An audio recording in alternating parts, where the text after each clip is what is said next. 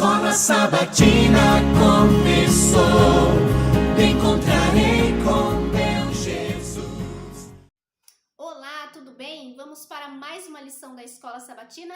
Essa semana estudamos a lição 3, Começo Difícil.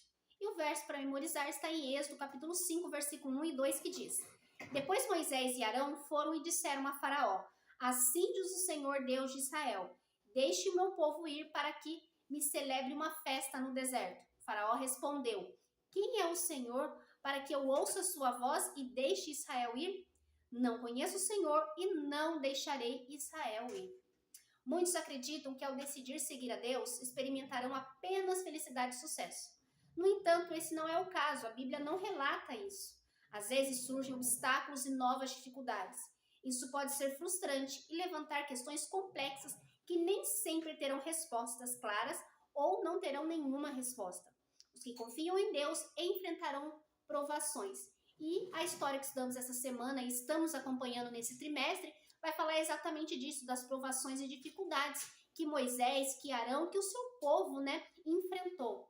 Quando nós aceitamos o chamado de Deus, não significa que não teremos nenhuma dificuldade pelo caminho. E a história de Moisés vai nos mostrar isso. Domingo, quem é o Senhor? A pergunta que o faraó fez. Seguindo a ordem de Deus, Moisés foi até Faraó para iniciar o processo de libertação, no qual tiraria do Egito o seu povo, o povo de Israel. Quem é o Senhor? Perguntou o Faraó, não com o desejo de conhecer o Senhor, mas como um ato de desafio e até mesmo de negação de Deus, a quem ele admitia não conhecer, como se estivesse orgulhando disso. O Egito, tendo o Faraó como seu rei, representa um poder que nega a presença e a autoridade de Deus, que se opõe a Deus, a sua palavra e o seu povo. Faraó disse: Não deixarei Israel ir, revelando sua rebelião contra Deus, destacando o Egito como símbolo de um sistema que nega a Deus e luta contra ele. Que triste! Faraó, então, como símbolo ali do Egito, do seu reinado, do seu reino, ele se opõe contra Deus e o Egito acaba sendo uma nação que se conhece justamente por isso, pela negação à autoridade e o poder de Deus. E, infelizmente, nós encontramos pessoas que também seguem este mesmo orgulho no coração. Eles não conhecem a Deus, não querem conhecer a Deus e se opõem à vontade do Senhor. Um começo difícil. Moisés sabia desde o início que sua tarefa não seria fácil, mas provavelmente ele não conhecia os desafios que viriam a seguir. Antes de se dirigirem ao faraó, Moisés e Arão reuniram os anciãos e o povo. Eles transmitiram a palavra do Senhor, fizeram ali os sinais miraculosos que o Senhor ordenou, e o povo então creu, e a partir daquele momento eles se animaram, acreditaram na libertação. Porém, quando Moisés retorna lá para o Egito para falar com o faraó piorou as coisas para os israelitas. Eles foram acusados de serem preguiçosos e tratados com maior severidade. Imagina como então os líderes hebreus ficaram. A lição diz que eles ficaram descontentes e o confronto entre eles, Moisés e Arão, foi intenso. Porque o que já estava difícil de fazer o povo crer que o Senhor os libertaria, quando eles acreditaram e Faraó então impôs mais carga sobre eles, eles então se revoltaram contra o próprio Moisés e Arão. E a lição diz que além de lidar com os egípcios, agora Moisés e Arão tiveram que enfrentar a oposição do seu próprio povo. E com certeza Moisés não estava esperando por essa dificuldade. Terça, o eu divino. Pobre Moisés foi criticado pelo faraó e depois o seu povo quase o amaldiçoou. E diante disso ele se queixa diante de Deus e diz: Ó Senhor, por que afligiste este povo? Por que me enviaste? Pois desde que me apresentei a Faraó para falar-lhe em teu nome, eles têm maltratado este povo, e tu nada fizeste para livrar o teu povo. Moisés estava descontente com Deus, E nessas circunstâncias era até compreensível. Mas Deus deu uma resposta surpreendente e poderosa. Ele prometeu agir de forma decisiva. Êxodo capítulo 6, verso 1, Deus diz: Agora você verá o que eu vou fazer a Faraó. Em vez de apenas falar, Deus interviria poderosamente em favor de seu povo. Ele lembrou Moisés de alguns fatos importantes. Ele diz: Eu sou o Senhor, apareci aos patriarcas, estabeleci a minha aliança com eles, prometi dar-lhes a terra de Canaã, ouvi o gemido dos filhos de Israel, me lembrei da minha aliança de dar a vocês a terra prometida. Então, quando Deus usa ali a repetição do pronome eu, Deus estava dizendo em outras palavras, eu sou o Senhor, fiz determinadas coisas no passado e, portanto, vocês podem confiar que no futuro irei cumprir todas as minhas promessas. O Senhor disse que faria 4 coisas grandes por Israel, porque Ele é o Deus vivo. Primeira, tirá-los dos trabalhos pesados do Egito. Segundo, livrá-los da escravidão. Terceiro, resgatá-los com o braço estendido e com grande manifestação de juízo. Quarto, eu os tomarei por meu povo e serei o seu Deus. Que extraordinário, que declaração maravilhosa vindo do nosso Deus. Essas 4 ações garantem e restabelecem o relacionamento de Deus com o seu povo. É o Senhor que realiza as ações. Os israelitas recebem esses benefícios. Deus ofereceu essas dádivas por amor aos israelitas e faz isso por nós também. Ele também nos tira da escravidão do pecado, nos dá uma nova vida, nos lava e nos purifica com teu sangue precioso e agora passamos a ser seu povo e precisamos divulgar essas boas novas às outras pessoas que ainda não conhecem. Quarta, não sei falar bem. O Senhor havia feito a Moisés promessas poderosas sobre o que ele faria. Embora esses encontros devessem ter encorajado Moisés, o entusiasmo provavelmente durou pouco, considerando a resposta que ele recebeu do povo. Então, Moisés se encorajou, porém, quando o povo se rebela contra ele, com certeza isso mexeu muito com Moisés e ele começou novamente a duvidar ali do seu chamado.